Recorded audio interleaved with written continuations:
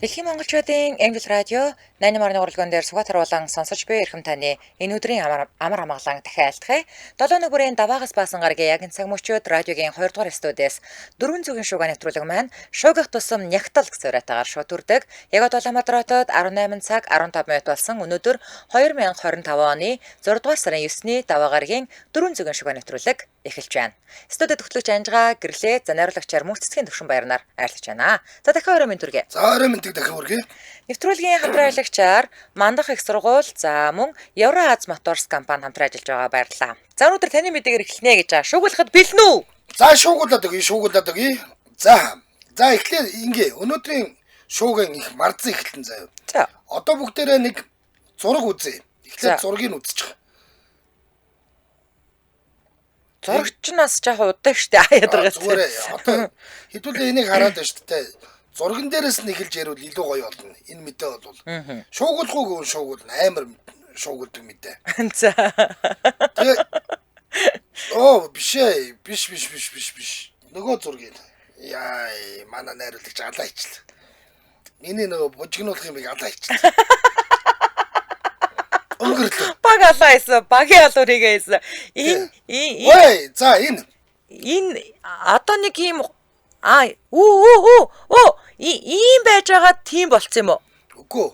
Одоо энэ байна шүү дээ. Энэ зурган дээр байгаа хөөрхөн охин байгаа үз. Google-тэй шиг юм бэ. Google-тэй шиг охин байгаа үз. Энэ байна шүү дээ. Эрэгтэй хүн. Ямар амар хэрэг вэ? Энэ эрэгтэй хүн заяа. За одоо ингэ энэ эрэгтэй бүр хоёр охины аав Такума Тани гэдэг нэртэй 47 настай залуу байгаа юм. Бүр 47 тоо юм уу? Пүү алайс. Одоо энэ хүн Үүшээ дээр нэг 47 тоо гэдэг нэг амар өвгөн гарч ирээс тээ. Тийм. Энэ ч гэсэн чи 47 тоо гэсэн чи бүр Google-тэй нас. Танаа үеийнхнийг нэг доош нь унгаачгаа шахаагүй. Тэр нэг өвгөн чинь. За одоо тэгсэн чи энэ хүн яагаад ингэж хувцлах болсон талаар би ярьж байгаа юм. За гэтийн бодит амьдрал дээрээ ч гэсэн 47 тоо гэхэд үнэхээр уур багтаа залуу. Тийм байна уу? За одоо бидний харж байгаа энэ хувцлалтын стилийг нь бол Лолита гэж нэрлэдэг юм байна л да.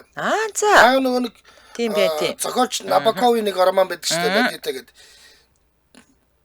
Нэг жоохон охинд хижил насны хүн дурлаа. За тэрнгээр ч мөр хичнээн ч кино хийгдсэн байдаг. Сонин кинонууд байдаг.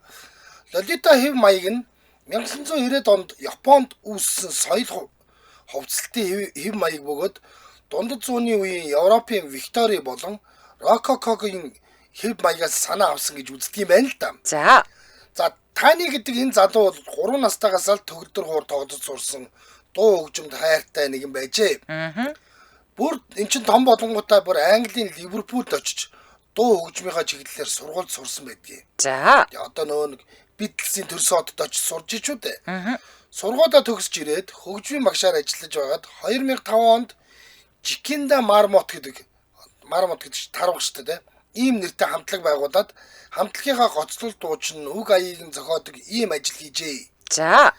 Таны 34 настайдаа цагийн ажил хийхээр загварын ертөнд анх орсон гэж байгаа юм. Юуныхаа ажлынхаа хажуугаар ахаад мөнгө олж хаад загварын ертөнд рүү орсон. Тэгсэн чинь нэг шоуны үеэр яг Лолитагийн хувцс өмсөх ёстой байсан бүсгүй гинтээ ажил гарсны улмаас ирж чадаагүй гэж байгаа. За. Тэгээд жижигхэн биетэй Таныг түүний оронд тайзан дээр гарахыг гуйжлээ. Мэдээж хашаад юу гэж би эрэгтэй хүн юу наад балаа юм чи өмсөө явж байгаа ингээд.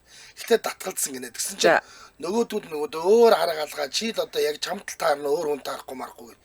Ингэсээр юм байгаад эрхэнд нь аргагүй эрхэнд зөвшөөрсөн байдгийг. Хүүхдтэй одоо наач бүр алж ш дараагийн зургнууд нь. Тийм. Бүр зүгээр лаач энэ хүү. Йоо. Яг л эмхтэй хүн байгаа. Яг бүр яг. Йоо. Гэтэ энэ ч бол бэлгийн чиг хандлага зөв зүгээр л эрэгтэй хүн бэ штэ. Хоёр охинтой. Тийм. Энэ ч. За тэгсэн чинь Таны маш гайхалтай үзэсгэлэнтэй харагдчихсэн гинэ. Хүмүүс бүр тэ ингээд пэш наад хүн чинь бүр ингээд эмхтэй загвар өмсгчөөс ч илүү харагдчих штэ гэд. Тэгээд залуу бол айгүй урамшсан байдаг. За. Тэгээд ядгад энэ залуу маань жижигвтер биетэй байсан болохоор эрэгтэйлийг харагдаж чаддгүй байж л тээ. Өөрөө. Гэтэл Лолитагийн даашинж өмссөний дараа гинтл жинхэнэ өөртөө амар ихтгэлтэй болсон гэсэн. Тэр малаажиг өмсөд.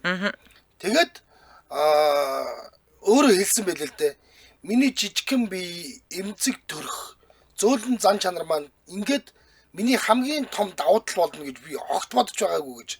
Тэгэд энэ хувцсыг өмсгөхлөөр ингээд өөртөө ихтгэлтэй болчихсон. Ийхүү өөрийн дүр төрхөө бүрэн өөрчилснөөр түүний дуунууд нь ч гэсэн нөгөө хамтлаг гэдэг хамтлаг дээрээ дуулдаг дуунууд нь ч гэсэн илүү зөөлөн сэтгэл хөдлөл ихтэй болж ингэсэн ч түүнд дууга зохиогод нь илүү амар болгосон гинэ. Онгод болоод ороод. Тийм байна.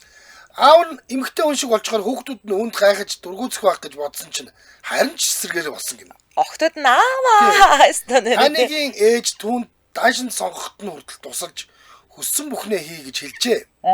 Хэрвээ миний охин үүнд дургу байвал би тэр даруй даашин өмсгөө болох болно гэж таны хэлсэн байгаа юм л да. Манай охтууд ингээд дургу байвал мэдээж ингэж хувцлах нь ямар ч бэрхшээлгүй гэж бэрхшээлгүй зүйл гэсэн үг биш ээ.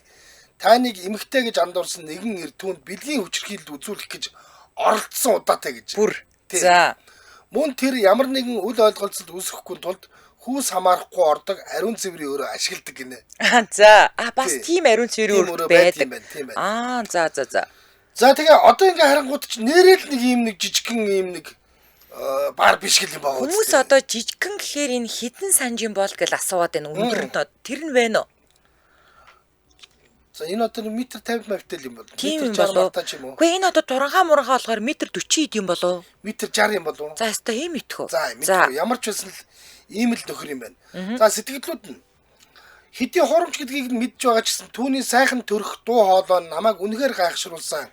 Таны дуу хүчтэй сэтгэл хөдлөм юм а гэсэн бэл. Би танай хүүхдүүдэд татаархаж байна. Тэд дэлхийн хамгийн хөөрхөн аавтай юм байна. Үнэ. Лолита хувцастай аав костюм өмссөн ааваас огт дутхгүй. Жинхэнэ эр зориг бол өөртөө үнэнч байж бардам амьдрах шүү дээ. Итгэмээргүй юм. Эрэгтэй хүн гэдгийг нь мэдээд ой гутмаар санагдлаа гинэ. Иш одоо юунд ч нэг ой гутаад байх.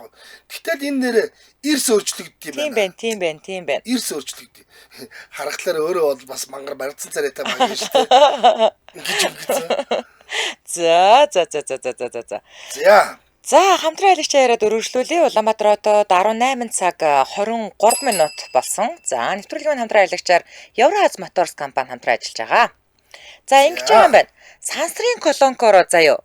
Дарих бэлэг рүү шулуун явах замд Сод Монгол шатхуун түгээх станцын замын эсрэг талд Евроаз Моторс гэсэн юм хаягтай газар эмэгтэй хүн автомашины засварынхаа бүх ажлыг хариуцаж өөрөө бичлэн оролцдог ийм онцлогтой газар байгаа гинэ. Ваа.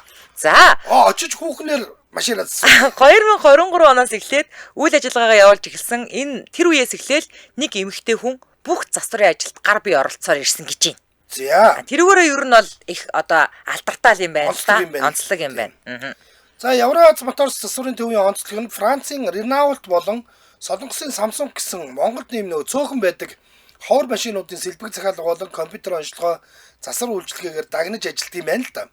Эдгээр машинууд нь цөөн байдаг учраас сэлбэг бас засвар сервисийн газар ховор байдаг. Харин та ийм ховор машинтай бодвол хэрэг ийм ховор машинууд ундаг бол Евроаз Моторс дээр очиж үйлчилгээ авах боломжтой. 8 жилийн турш яг энэ Renault гэдэг машинаараа дагнаж засвар үйлчилгээ хийсэн учраас маш туршлагатай болсон гэж шүү. За. Сэлбэг захиалга нь бол 10-аас 14 хоногт ирдэг гэж байна. Компьютер онцлог нь бол үнэгүй гэж байна.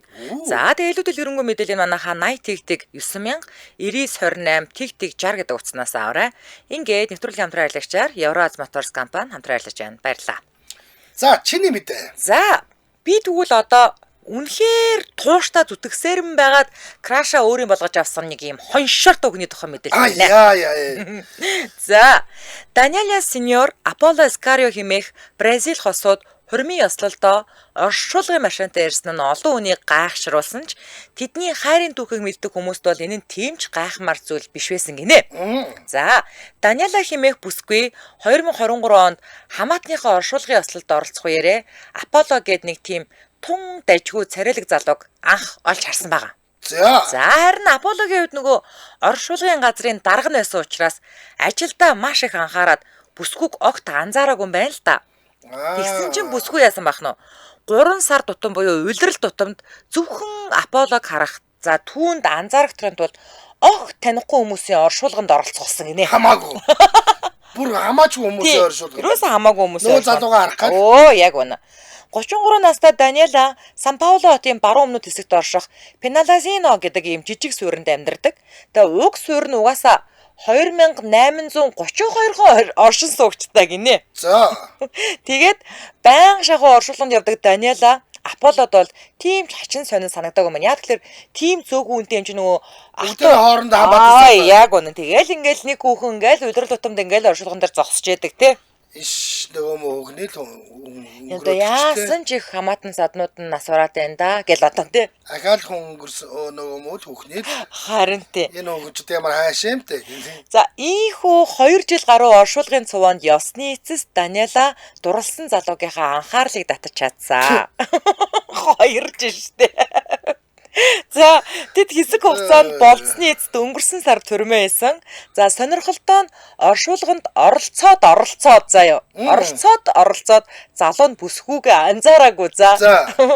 Тэгээд бүсгүй ингээд 2 жил оршуулганд оролцоод анзаарахгүй болохоор нь одоо 2 жилийн дараа сошиал медиагаар чат бичээд анхаарлыг нь татаад харилцан бичиж эхэлснээр оршуулгын ослоос эхэлсэн энэ хайрын түүх цэцгэлжээ.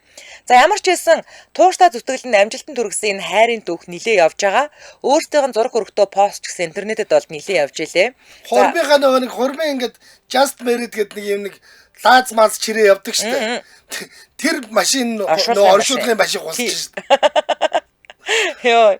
Угаасаа энэ найз залуу нь оршуулгын газрын дарга юм чинь. Босс. Гэтэ манай эмэгтэй бол та айгүй тэмсгэл хангалуун машин руу сууж байгаа юм байна. Ёо тоохгүй те 2 жил оршуулганд очсон хүн юугаач тоохов те. За сэтгэгдлүүд нь ийм үнэнч тууштай бүсгүйтэй учирдаг азтай залуу байна гэсэн байна.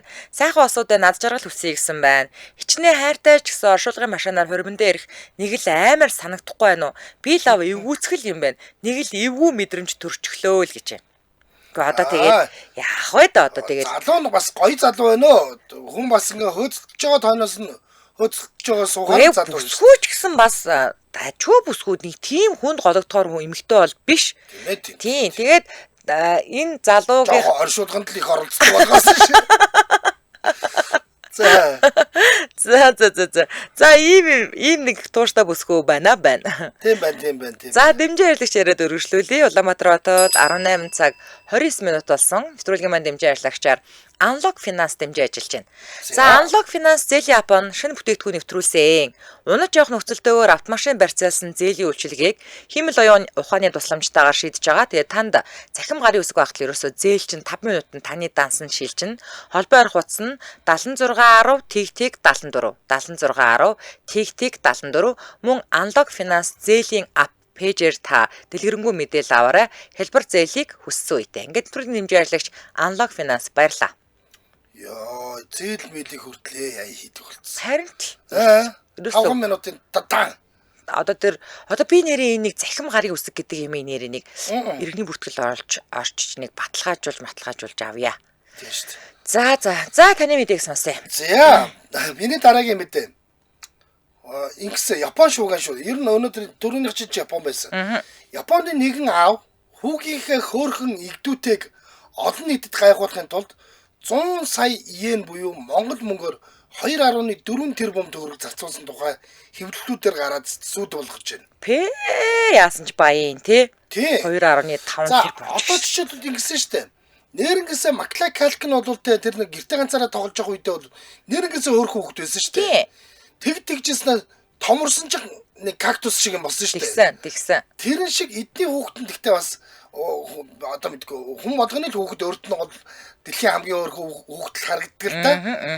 За ингээ хүүгийнхаа бага ахуйн зургийг дэлгүүр, автобус, зарын самбарууд дээр байрлуулсан аавын хувьд Токио хотын Адачи гэдэг дүүрэгт амьдардаг юм байна л да. Өөрөө мөнгө төлөөл хүүхдийнхаа зургийг рекламадах юм байна. Рекламын самбарт байршуулдаг юм байна. За. Энэ хүүгийн хувьд Токио хотын оршин суугчдын дунд нутгийн хүүхэд гэдэг нэрээр алдартай юм гинэ. За. Томоохон гүүр, автобус, зарын самбаруудаар дүүрэн зургийг наасан энэ хүүгийн хувьд одоо энэ хүүхэд нь 16-наас хүрсэн. За. Удамж талбай болгонд өөрийнхөө зургийг харах амаргүй санагддаг гэдгийг ярьж л дээ. За. Хүүхэд нь яг нөгөө нэг калкин шиг Уг нь ч хөөрхөнд хүүхэд байсан юм байлээ л дээ жоохонд. Том болсон ч бас нэг сонир нөхөр болсон байлээ. За. Энэ Юкун гэдэг хүү ямар нэг гоц авьяастай ч юм уу эсвэл урлаг уран сайхны авьяастай хүүхэд бол биш. Зүгээр л үл хөдлөхийн өрнгийн салбарт бизнес эрхэлдэг аав нь хүүгийнхаа хүүхэд байхдаа ямар хөөрхөн байсныг нь хүмүүст харуулахаар шийдэл ингэж мөнгө зараад энэ тэндгүү зургийг нь наагаад хэвлээ хийцэн. За. Зарын бүхэл бүтэн 10 компанид ажлыг хэрэгжүүлсэн энэ аавын хувьд хүүн ичээд байхад ч гэсэн үргэлжлүүлэн зургийг нь хэвлүүлсээр л байгаа юм. Яг Одоо 16 даа хүүхэд ичэн штэ. хүүн яг жоохон сэтгэл санаагаар унаад тахлаар аав нь амханда дэмжээд байгаа ухааны юм байна штэ. Миний хүү чинь ийм хөөр хүүхдээсэн штэ гээд. За. Мэдээж хэвлэлийнхэн хүүтэй нуулзаад сэтгэлдлийг нь асуухлаар юу гэж хэлдэг вэ гэхээр надад үнэхээр сайхан санагдахгүй байгаа. Намайг тийм л хөөрхөн гэж боддгийн бол миний дансанд тэр 100 сая ийнэ хийчих болно үсттэй гэж ярьсан байна. Өөрт нөгөөгүй. Зүгээр гудамжинд балкад болгоод наагаа хийцэн. 100 сая ийнэг нь. Мэдээж хүүгийнхөө хөөрхний гайхуулах гэж их хэмжээний мөнгө зарлагдсан аавын хувьд одны шүмжлэлтэй бол нэлээд тулгарсан. Их хэмжээний мөнгийг дэмий зарлагдсан аавыг буруутгах хүмүүс байхад хүүгийнхээ одооныхон зургийг оруулж орчин цагийн инфлюенсер од болголгүй 100 сая иенийг шал дэмий зарлагдсан хүмүүс харамсаад аав жоох тэнэг гинэ. Гэхдээ одоо ч гэсэндээ яах вэ хөөрх юм байдаг л залуу шүү дээ. Байдаг л залуу. Тийм. Нэг тийм нэг Японы нэг байдаг л нэг залуу. Тийм байдаг залуу. Ийм болсон. Сэтгэлдлүүд нь эцгийн хайр уул шиг гэж үг байдгаа. Гэхдээ энэ эцгийн хайр зарын самбар шиг л юм байна шүү дээ. За. Хайр мөнгө хүүн харин ч үнэ хэлжээ. Дими зарын самбарт мөнгө нааж байгаа хүүтэй л өгдөггүй юм гэхэд хүмүүс туслахад яана гинэ. Ийм хэмжээний баян болчоод хүн амьтны зураг хэвлүүлээд мөнгө цацаад сууж байх юмсоо гинэ. За. Одоо миний хүргэх мэдээ штэ тий. За, хүмүүс бол ер нь баян хүмүүс дургу тий. Яг үнэндээ. Ер нь яа тэгвэл өөрөөс нь илүү тансаг гоё амьдраад байгаа учраас ер нь л дургу байдаг. За. Ингэдэг штэ. Нэг амар баян хүн байсан чинь тэ нөхөр нь хөгийн лалар гэдгсэн чинь ихнэр нь харж ирсэн. Миний онгор хизээ лалар болох гэж байна. За одоо нэгэн азтай Вьетнам бүсгүйн тухай шууганыг ярьж өгье. За. 22 настай нэгэн Вьетнам бүсгүй эцэг гэхээсээ хурмын энжинд авсан тансаг бэлгүүд нь олон нийтийг гайхшруулан шууган тариад байна. За эцэг гэх нь охиндоо алтан гултмай, бэлэн мөнгө, компани хувьцаа болон хит хитэн өндөр үнэтэй үйл хөдлөх хөрөнгөө бэлгэлснээс гадна 100 ширхэг свит гэдэг амтан бэлэг болгон өгсөн нь олон нийтийн сүлжээг шоконд оруулсан. За, свитийг байна штэ те. Монголчлох юм бол юу штэ? Одоо нөгөө хачин сүлд суусар гэж орчуулагддаг. Яагаад вэ нөгөө ялгацаар нь амар үнэтэй кофе идэг амтан штэ. Тэр юм уу? За, тэр чинь нэг юу гэдэг тэр чинь. Одоо ерөөсөө л ингэх юм байлээ. Жимсний үр амтны одоодоор дамжаал тэгэл дамжсныхаа дараа одоо нөгөө гашуун амтаа алдаад тэгээ онцгой сайхан амттай болдог болохоор энэ амтны ялгадас буюу кофег лувак кофе гэж нэрлэдэг. Яг үнэ. Тэгээд наадах чинь бүр 1 кг нь 410-аас 590 $-оор Монгол мөнгөөр бол 1,500,000-аас 2,200,000 төгрөгөөр зарагддаг аахгүй юу? Шин чин 100 ширхэг лувак кофе үйлдвэрлэгчтэй болно гэдэг чинь чинь зүгээр амьдралын баталгааг нөхч зүгээр ферм байгуулад өгч байгаа гэсэн үг шүү дээ бараг. Тийм байна. Энжин дэрсэн хачин сүлд суусрууд нь бүгд үржүүлэх боломжтой ийм амтд байгаа аахгүй юу? За энжний энэ өрмөц бэлэг нь хэр үнэтэй гэж бодож байна та? Одоо яг амтнараа кофегоор нь бодвол алан угаасаа 1.8 тэрбум Вьетнам донг буюу Монгол мөнгөөр 255 сая төгрөгөөр үнэлэгдсэн амтн нь. За харин хүргэний талаас бүсгүүд 10 алтан гултмаа 200 сая донг алмаадсан үнэт идлүүд бэлгэлсэн. За энэ жол угаасаа Азийн олон оронд чухал уламжлал хിവэр байсаар л байгаа. За энэ ч өгснөөрөө эцэг гэх нь охиныхоо шинэ амьдралыг дэмжих үүрэг амлалтыг нь бэлэгдэж байна гэж үздэг. Одоо манайхан ч нэг охиноо гаргахаар ядаж ор гуцтаа гаргана гэж тэгдэг шүү дээ. За охин маань бизнесийн сургууль төгссөн. Тэр эдгээр хөрөнгийг удирдах бүрэн чадвартай амьтдаа зарна уу, өсгөж үржүүлнэ үү, энэ тэдний өөрсдийнх нь мэдэх хэрэгэ гэж охиных нь аав бол ярьсан байна лээ. За, Свитэн кофений түүхийг үйлдвэрлэхээс гадна махыг нь Хятад Вьетнамд тансаг хоол гэж үздэг. За, бас Хятадын уламжлалт ангаах ухаанд ашигладаг гинэ.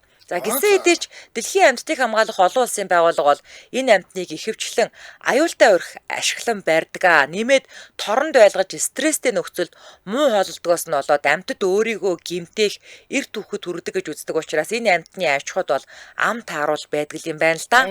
Чинэлэг эцгийн хүүхдүүдтэй өгсөн амьд энчний энэ түүх онлайнд бол янз бүрийн маргааныг үүсгээд байгаа.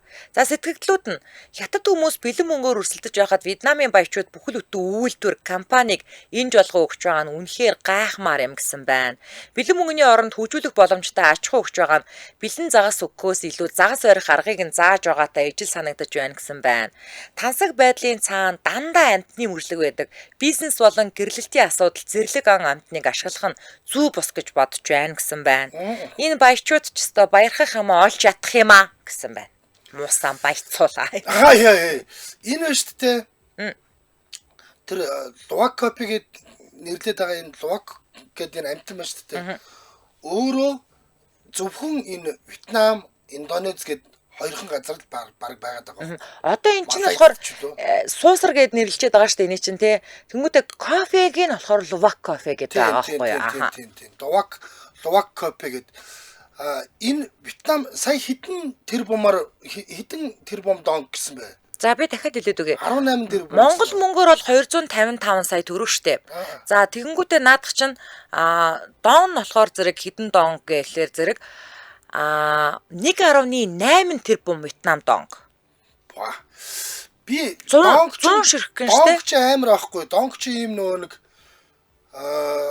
угнасаа 100 мянгатын дэвсгэрттэй сайтын дэвсгэрттэй байдаг байхгүй. Би тэгээд нэг бүлэг жуулж авч яваад Вьетнамд очиод нөгөөдүүлийнхаа мөнгийг солиулаад би яг ингээд тэрбум донг барьж үзсэн шүү дээ. Өө тийм үү? Тэрбум донг ингэж барьж үзчихлээ байлаа. Тэгэхээр 200 хэдэн сая төгрөг байсан юм. Тийм байна. За. За нэг хамтран айлгч ярьчаад үргэлжлүүлье. Улаанбаатар хотод 16 цаг 38 минут бас нэвтрүүлгийн хамтран айлгчаар Мандах их сургууль хамтран ажиллаж байгаа.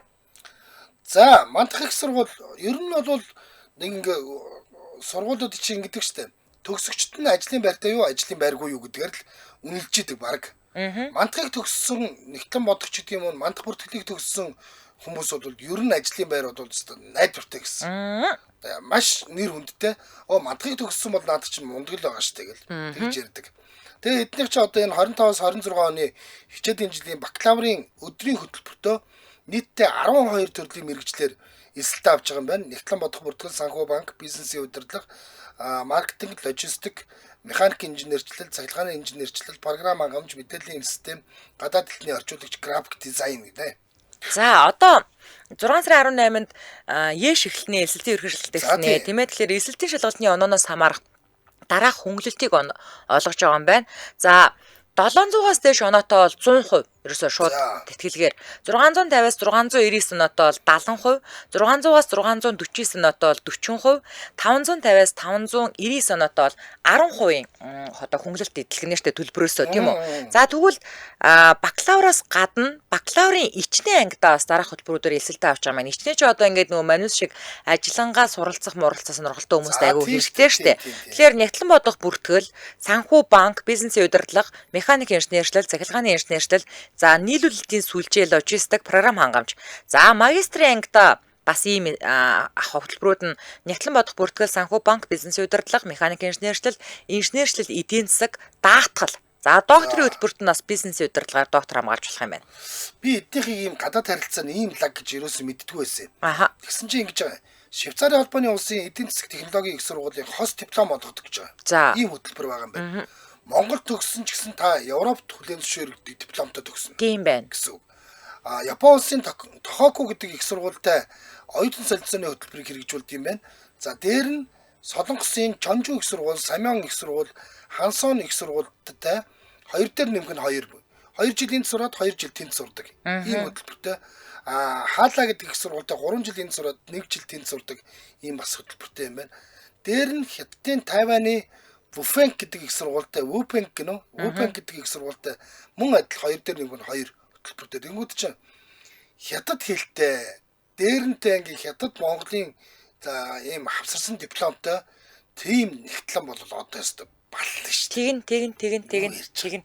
За илүүдэл хөрөнгө мэдээллийн 7018 59 49 дугаараас аваарай. 7018 мөн 5950 гэж дугаар байна. За баруун дөрөв за Макс Молын яг чанх хойнонд байгаа. За мандах цэг идүү цэг гэмээр гэж орох боломжтой. Ингээд нэвтрүүлгийн хамтран ажиллагчаар мандах их сургууль хамтран ажиллаж байна. Баярлалаа. За баярлалаа. За үргэлжлүүлээд Данжигын үүрэг дараагийн мэдээллийг хамтдаа сонсъё. За энэ хөөрхөн мэдээ, үнэхээр хөөрхөн мэдээ. За Америкийн Теннесси мужид өнгөрсөн 7 хоногт болсон явдлаа. За 5 сарын 31-ний өдөр Эд гэдэг нэртэй нэгэн ирээн дахь эзнийхээ гэрээс оргоод за бүхэл бүтэн 7 хоногийн турш хот суурин дотор хурдны замын хажуугаар шилрээд хүн амьтан гайхуудад бөө юм болж эцэст нь баригдсан гэж байгаа. Нөгөөдгий чинь бүр нисдэг тэргээр авцсан явж байна. Мадагаскар дээр нэг дахь гардаг штэ. Тэр нөхөр чи амтны хүрээлэнгээс орохчдаг штэ. Энэ нөхөр бол гэрээс оргоцсон. За баригдахтаа хөөхөн зөөлгөж байгаа бичлэгийн сошиал медиа дээр нэлээд цацагдж байна гинэ. Тэгээд нөгөөдгий чи ингээд тууж болохгүй юм чи зэрлэг амт те. Тэгээд нөгөө морь зөртөө юм байхгүй ахаад алдчих гай болно штэ. Тэнгүүд аваргыг ийм нөгөө нэг ийм том уутан тийгээд бортлоотоор аваа. Тийм байна. За Rutherford-ийн Шерифийн газрын Facebook хуудсан дээр Эдийг нисдэг тэрэг ашиглан зөөж байгаа бичлэгийг нь оруулаад байгаа. Бичлэг нь одоогийн байдлаар 500 мянган хандлттай, 3100 реакшнтай, 2000 шеэртэй байгаа гинэ. Нэм гарагт буюу 6 сарын 8-ны өдөр баригдаж төрхөмдөө тансаг унаагаар хургуулсан 90 дахин бичлэг дээр дахийг аюулгүйн бүсээр бүсэлж торонд баглаж тогтоосон харагдаж байгаа гэж байгаа. Наачста сайхан таатаа нарахгүй зөөлгөж байна дөө зүгээр. Юу болоод байна гэсэн шиг л явж байна. Нөхрийг нь нисдэг тэргээр зөөж байх үед нь Шерифийн ажлын албаныхан ойр орчинд байгаа иргэдийн аюулгүй байдлыг бас хангаж ажилласан гинэ. Уг нь энэ сахилахгүй нөхрийг эзэн 5 сарын 30-ны өдөр хүлээн авсан ч 31-ний өдөр ингээд алтаад явуулсан юм. Одоо бол нисж яваа 90 дахин зураг хөрөг битүү шеэрлэгдэж интернетэд мемэ болж алдаршаад байгаа. I believe in I can fly гэсэн явж байгаа. Гинис чадна гэсэн нөө 90 дахиж тэгсэн явж байгаа шүү дээ. За 90 дахь хүртэл надаас сайхан амьдарч байгааг харлаа. Нисдэг тэргээр хээв нэг нар жаргаж байхад зөөлгөөд жаргалтай юм бэ. Энийг тэнэж төөрж алга боллоо гэж хинч цагнахгүй гэд боддоо. Харин ч өвс ус тижэл нэмж өгөөд бөө юм бодно гинэ. 90 дахь тижээхийг зөвшөөрдөг юм байхдаа гоё юм аа. Ийм нарийн нандаа амтан тижээх сонирхолтой байдаг баг та гинэ. Зөвшөөрөлтөй болоод тэгээд тэр хүн чинь гэрээсээ оргосон гэж ярьж байгаа байлгүй дээ тий. Хөгжилтэй юм бэ. Яаж овоо хурдны зам дээр машин дайруулчилгүй энд тэнд баригдсан юм байгаа юм гинэ. Нэрэ тийм тий. Тийм тий. Хурдны зам дээр энэ Америкт байдаг бас нэг айгүй өндөр цалинтай ажлуудын нэг гэсэн. Хурдны зам дээр нөгөө ингээд дайрагдсан ан амтны сгийг зөөдөг тийм ажил байдаг.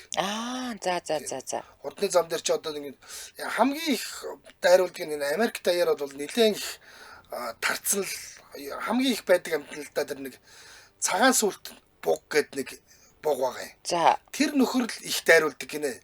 Яа хурдны замын нэг юм нэг жижиг хашлаг машлахыг чинь өөдөг бууг юм болохоор давчт юм байна. Өндөр үсрээ давчдаг. Тэгэл хурдны зам дээр орж ирэл машинууд чинь тэнч 120 30-тай явж байгаа машинууд чинь яаж ч амжихгүй мөргөөл хайчдаг. Тэгээд машинч гимтж байгаа тэрмээ амтч тэгээд хорвогийн мөн хүсийг үзүүлдэг. Тэгээд тэр сэгзэмүүдийг нь хойноос нь явж ингэж цэвэрлж түүдэг тийм ажил байдаг. Тэр айгүй өндөр цалинтай ажил байдаг гэсэн шүү. За манайхаа одоо миний ярих чагаа мэдээг орж ирж харах мэдээ. Одоо би бас дахиад нэг амтантай холбоотой гэхдээ хор уршигны хүн дээр гарсан бүр ёо би бүр ингээ харахаар ингээд ёо гэх бүр ингээл имтэрсэн. За нохоо дуруулснаас болж хүнд гимтсэн ч нүхэн сэргээх мессежлбарын буйнаар царай зүсэн сэргэж байгаа бүсгүүн тухай шууганыг хүргэж байгаа байхгүй юу? Ямар амар юм бэ? Амар болсон. Нүрийг нь хуулаа хийцсэн юм уу? Үнэхээр амар болсон бэл. нохоод уруулж 800 гаруй гэ бодтоо. Яа, соёо орсон. Хазуулсныхаа дараа 28 удаагийн мэс засалд орсон бүсгүй хэрхэн сайжирч байгаа талаараа сошиалд хуваалцсан нь олон хүмүүст хүрч бүсгүйн үзэр туулсан зовлон шаналл амьдрал эдгэрлийг гайхалтай итгэмээргүй гэж дэмжин бүсгүүд урам өгч эхэлсэн одоо бол. За би болсон явдлыг нэрж үгүй заяа. Хөөхөн охин байж штэ. Ийм хөөрхөн охин байсан. Тийм байна. За одоо тэгээд айгүй амар болсон байлээ. Бүр нүд халтармаар болсон байлээ. За тэгээд сайжраад байгаа нь тэргсэн шүү. Базар байна. За наад энэ охин чинь уул нь бол 7 жилд нохоо асрагчаар ажилласан ийм туршлагатай. Ууг нь. Аха. 22 настай. Техасын их сургуулийн оюутан Жаклин Дюранд 2021 оны 12 дугаар сарын 23-нд шинэ ажил хүлээж авсан байна л да. За нохоо эзэн хэлэхдээ манай хоёр нохоо үүрэндээ 50 байгаа. За тэгэл тэднийг салхилуулаад хооллоход л болно гэсэн байгаа. За бүсгүйг очиход ноход үүрэндээ биш байшин дотор суулаа явж байсан. Шууд л дүүрэн лөө дайрсан. Тэгээ одоо тэр яг ерөөс тэр өрөө мөрөө ингээд цусан ингээд баг 70 болсон байгаа байхгүй юу? За идчихээ шахсан юм шүү. 800 гэд бодолтой хацалт нь 800 штэ. За ингээд тэр амар юм ин одоо нарийн яриад яах вэ? Бүсгүй үнэхээр айхтар хүн гимтээд дайрсан хоёр нохоог нь шууд орон нутгийн шүүхээс нөгөө нэг эвтанац буюу тариад үр дунтуулсан. За хүүтэй нэг нь нэг булдог маягийн нохоо нөгөөх нь нэг юм динго шиг нохоогоос дээ. Динго шиг нохоо биш үү? Тийм энэ хоёр ч одоо ингээд үр дунтуулсан. За. Хүнийг ийм амар болгоо ийцэн ч одоо тэхээс чиг яах вэ те. За халдлагаас хойш 4 жил өнгөрөөд байгаа энэ үед 4 жил өнгөрчөөд байгаа шүү. 25 настай бүсгүй өөрийнх нь амьдралыг өөрчилсөн халдлагын үр дагаврыг даван туулаад идэрч байгаа талаараа ингээд тогтмол хуваалцдаг.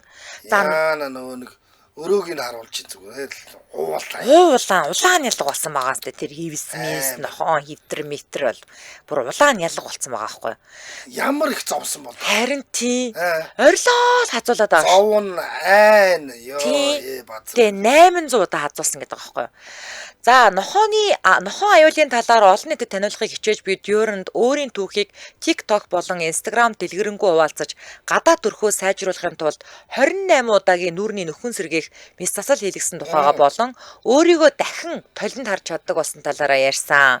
Тэгээ аимшигтай бэртэл авсан хэдийч бүсгүй нохоо тэжээхээс татгалзаагүй одоо өөрийн нохоо Лунатагаа бол дотны харилцаатай байгаа.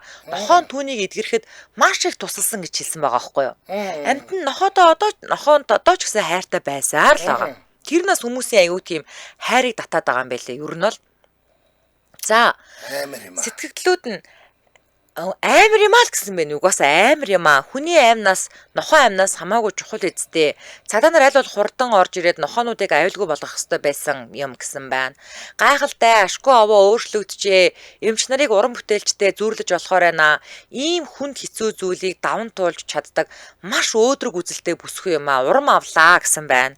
Үзэсгэлэнтэй охин ингэж зов шанаас нь үнэхээр харамсалтай санагдчихлаа. Тэврэлт илгээе гэсэн байлээ. Энэ өштэй уг нь бол зүгээр галзуурсан ч юм уу гадаа гудамжинд явж исэн нохоо биш байгаа байхгүй тийм. Харин тий. Эзэнтэй айл дотор гэртэн байж байгаа нохоо. Тэгээд тэр эзэн нь хариуцлага хүлээсэн болов. Хүлээлгсэн л байлгүй дээ одоо тэгээд нохоонуудын бол угаасаа тариад үр дунтуулсан. Тэгэхээр одоо тэр мөр нь бол байхгүй байлаа. Тэгээд эсвэл одоо нохоогоо үүрэндээ байлгадлаа байж байгаа гэж бодсон чинь ингээд сул явж исэн юм уу одоо хиймэдгүй ямар ч лээсэн юм болсон байл. Уг нь бол тэгж хэлсэн байлаа шүү дээ. Манай хоёр нохоо үүрэндээ байгаа чи очоо зүгээр салхинд гаргаад тэгээд буцаагаад хийгээд хоол ундыг нь өгчөөрэй тэгээд болоо гэсэн чинь. Нөгөө хоёр нь сул тэг хүн барьж идэх гэж байжсэн. Харин тийм амар байгаа зү. За энэ үрээд 2025 оны 6 дугаар сарын 9-ний даваа гарагийн дөрөн зүгийн шугам нэвтрүүлэг радио 20 дугаар студиэс шуугах тусам нягтал гэсөөрэтээр шууд түрээд өндөрлөж байна. Нэвтрүүлгийн хамтран аялагчаар Мандах их сургууль за мөн Евроаз Моторс компани хамтран ажиллаа. Баярлалаа. За баярлалаа Анжгаа. За баярлалаа. Үргэлжлүүл эрхэн сонсогчдаа цаг бүрийн ихэнд явдаг радио мэдээгээ үлээ авч сонссны дараа 2-2-ын 5 нэвтрүүлгийн шинэхэн дугаарыг хүлээн авч үзэж сонсоорой. Дэлхийн монголчуудын Эмжил радио 88.3